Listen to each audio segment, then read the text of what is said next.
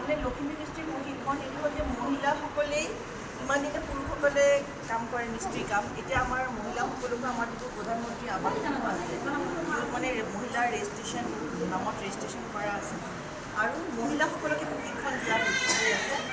এওঁলোকেই মানে তেওঁলোকৰ কামটো শিকোৱা হ'ব, আমাৰ NGO এটাই শিকাই আছে আৰু তেওঁলোকে ঘৰটো বনাব আৰু তাতে মহিলাসকলক বেচ বাই বেচ মানে তেওঁলোকক একেলগে 30গৰাকী মহিলাক একেলগে লোৱা হৈছে আৰু য'ত আমাৰ বেনিফিচিয়াৰীও আছে তেওঁলোকে প্ৰশিক্ষণ দিয়া হৈছে, যাতে তেওঁলোকে পিছলৈ এটা স্কিল ডেভেলপ হৈ তেওঁলোকে কাম কৰি খাব পাৰে। এইটো এটা এম্পাৱাৰমেণ্ট বুলি ক'ব পাৰি মহিলাসকলৰ।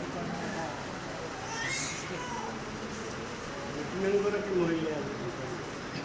আমাৰ এই টোটেল আমাৰ নগৰীয়া ব্লকত আছে 37গৰাকী মহিলা, বেচ বাই বেচ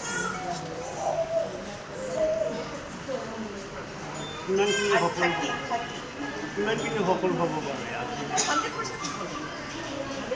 মহিলাসকল আগুৱাই আছে আৰু মহিলাসকল বিচাৰি আছে আৰু কৰিম আৰু মানে ট্ৰেইনিং দিব বিচাৰি আছে আৰু এইটো জাষ্ট এটা মানে আপোনাৰ মডেল হিচাপে লোৱা হৈছে।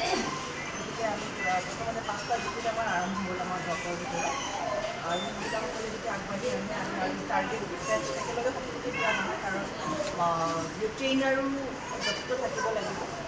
বৰ্তমানলৈকে আমাৰ টাৰ্গেট 730ৰ ভিতৰত আমাৰ অলৰেডি 330 হৈ গ'ল আৰু বাকীখিনি হৈ যাব। আৰু যদি মহিলা সহযোগিতা কৰিব পাৰে তেওঁলোকে অন্তৰ্ভুক্ত হ'ব পাৰে।